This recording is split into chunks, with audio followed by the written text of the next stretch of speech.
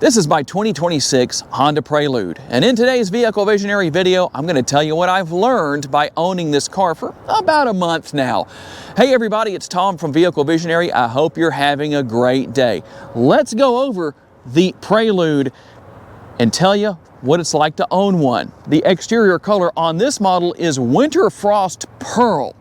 Now, one thing that has been very interesting for me is that my typical daily driver is a very stark contrast, a 2024 GMC Sierra 2500 HD. I'm used to being able to see a lot of distance because those things have so much lighting on the exterior. Everything here is LED, but you'll notice that you have the LED projector beam headlights. So the difference in the lighting path, how wide it is and how far it is down the road, unless I turn the high beams on, is quite different. So I've had to adjust to that. Not a bad thing, but that's just one of those interesting things that happens. You will find your LED turn signal indicators and LED daytime running lights here. The view out of the car over the hood is awesome. You really love to see that because it makes you feel like you're in something that's a lot more high performance than this really is. And that's one thing that the overall exterior look gets me quite a bit of attention. A lot of people giving thumbs up and things like that, not even knowing what they're looking at because they hadn't seen the Prelude logo on it, but they'll see the Honda logo up here and wonder. One thing that I do wish was different, I love the color right here. We're going to have this blue on the front and rear in the same areas in the center on this lower area. I love how that matches up with the gloss black. But the one thing I do wish was different, and I'm trying to find a way to deal with this, is the center stripe on the steering wheel needs to be that same color. We'll see what happens in the future with that. Maybe Honda will do something. The handling is phenomenal because of all of the different Civic Type R chassis components that this model has. And with the 19-inch wheels, these gloss black wheels, that is a bit of a challenge to keep clean. I really appreciate my detail guy, even though they're not perfect right now. Actually, I cleaned it last time, but kind of rushing through that. But it still has a very comfortable ride quality. Obviously, depending on modes and all that good stuff, but the 235 on your width and 40 series sidewall, believe it or not, it actually has a decent ride quality. And with the side view mirrors, you do have the turn signal indicators built in right here. I know a lot of you like that. A lot of people complain about vehicles that don't have power folding side view mirrors. Personally, I've had no trouble with that. These obviously are manually folding. They are heated, and you do have your blind spot monitoring built in.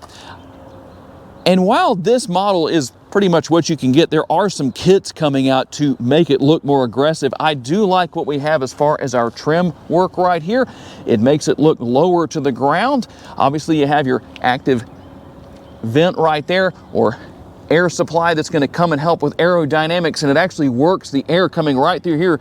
It's almost like being in a wind tunnel. You can kind of see where it goes, not literally, but figuratively, obviously.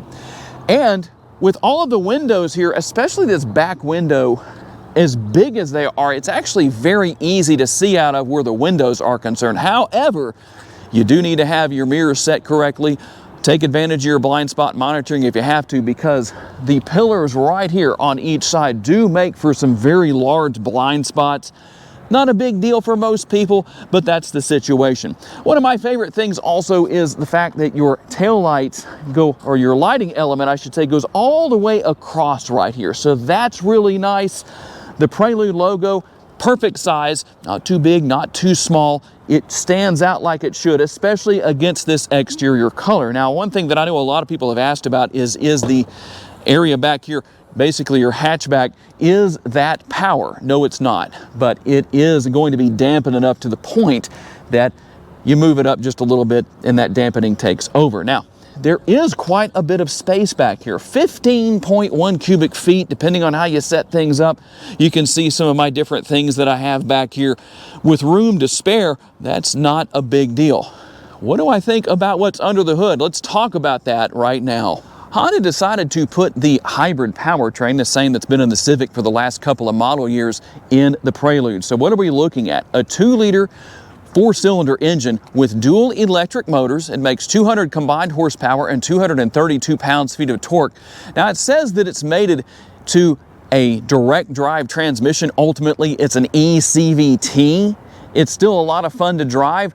I haven't had any issues where that's concerned as far as saying, wow, this is really obnoxious or anything like that. I haven't been on a long road trip or anything like that, but it is not a big deal. And if you're wondering what this is right here, that's actually providing coolant for the powertrain. In case you've ever looked in this area, kind of small, at least it would seem from this particular angle, but we'll just show you what's on there as far as that goes. But overall, I have to say, this car is a blast to drive. It handles like a go-kart, even though it doesn't have a lot of horsepower. I would love to see maybe 50 to 100 more horsepower, then it would really be fun to drive. For those of you that are wondering what I paid for this Prelude, it was $43,850. Something I am very happy with here is the fact that it has a sunglass holder. A lot of vehicles don't have sunglass holders anymore. Yay for Honda for making that happen. And as we work our way across here, I'm going to show you a couple of things from my vantage point, including our contrast stitching that is blue right here. That's why I think we should have blue on this little stripe right here. I don't know why Honda didn't do that, but in my opinion, that should be there. We'll see what we can do in the future with that. And as far as the shifter goes, I have had so many people over the years in my different Honda videos talk about how they don't like the push button style shifter. Personally, I have been surprised to find out that I don't really have any issues with it, but everybody is different. This is not my daily driver, so maybe if it were, it'd be a little bit different. Something else that I really like is S Plus right here. What exactly is that? When you push that, it actually will make the transmission act as if it's an 8-speed automatic transmission with the rev matching downshifts, if I can get that out without tongue twists. It's actually quite a fun driving experience, and you get a little different sound from the engine and all that kind of stuff. So kind of interesting. And when we push right here and go up to individual, I'm going to show you this on the screen. You can see right here what it's showing you. So if I want to bring that up, and instead of actually selecting right here, I can just hold it up just like that, and then it brings up everything on the screen for me to make my adjustments to make it work in individual mode, however I want that to be. So a pretty neat little setup like that. I also have to say, I really like this charging pad. In my GMC Sierra, there's actually a charging pad that's at an angle. It actually comes back this way. And a lot of the time I find that my phone doesn't stay connected on there. On here, I've had zero trouble. So that's a thumbs up for Honda, that's for sure. Everything is super easy to get to. I like that. The size of the shifter paddles, I'll try and show you those on the back of the steering wheel right here. They're nice and big, and they're not plastic. I like that. So they're going to be nice and durable. They're going to hold up. And no matter what, I can just reach up there and just touch the paddles to gear up and gear down as I need to, depending on what the situation is. And as I mentioned earlier in the video, it's very easy to see out of. That's a good thing. We're going to have our upper console right here. I don't really ever use the lights right here, but it is nice that they're here. You also have the nice bright lighting in the cargo area. And hopefully we'll never need to use the emergency right there. But overall, a very enjoyable vehicle to drive. Fun, that's for sure. Let's change our position here, and I'm going to take you out on a quick test drive. Not broken in yet, but we're going to put some more miles on, so we'll get there a little bit sooner. Before we do that test drive, here is a quick sampling of the Bose premium audio system. There's actually 8 speakers in the interior of this Prelude.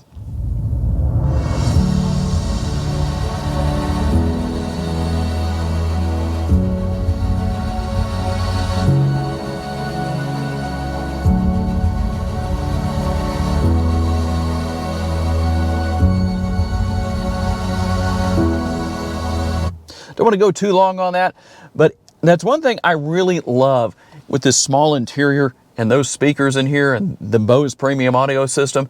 It sounds so great driving down the road, and that's the hard thing. If I put on what I like to call driving music, something like Separate Ways by Journey or something along those lines, it makes me want to drive a lot faster and go to higher RPMs than I should be doing right now with that being broken in. All right, here we go on our test drive, and I want to just let you listen for a few seconds.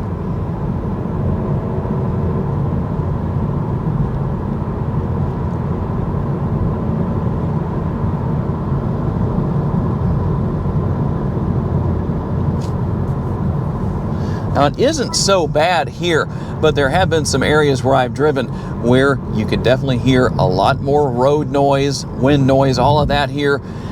depending on where you drive and the road surface, you know, you're going to hear some things. But in my opinion, it's not too bad. This isn't a daily driver.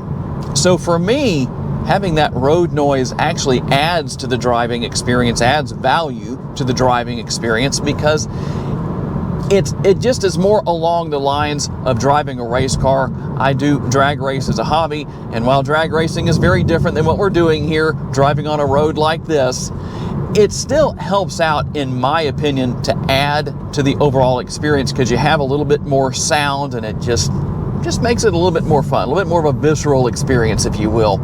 Now, I would love to go a little bit faster through these turns, but the fact that we're not broken in yet, still under that break-in period as far as the mileage goes, I'm not going to go too crazy. But I'll tell you what, the handling characteristics really make up for the lack of horsepower. It's so much fun to drive, to the point that you really forget that it only makes 200 horsepower. Should it be making more horsepower than that? Yes, I believe it should. 250 to 300, I think, would make it a lot more fun. Maybe 300 or so would be the sweet spot. Hard to say. You have a nice horsepower to weight ratio here, so that's going to make up for some of that. But to really step on it and have a good time, yeah, that would make a difference. But that's what we have for now as far as the driving experience goes. I do like that it's very easy to see out of. As I mentioned earlier in the video, you do have a little bit of a blind spot issue, especially over your right-hand shoulder, as far as what I showed you earlier in the video. But overall, not an issue, especially with your blind spot monitoring. That's going to take care of that. You set your mirrors correctly, it's not going to be an issue anyway. And just the overall experience, the ride quality is actually pretty good. Let you listen a little bit. It does have that downshifting experience to it. As I mentioned, it makes it act as if it is an 8-speed automatic transmission. Let you listen.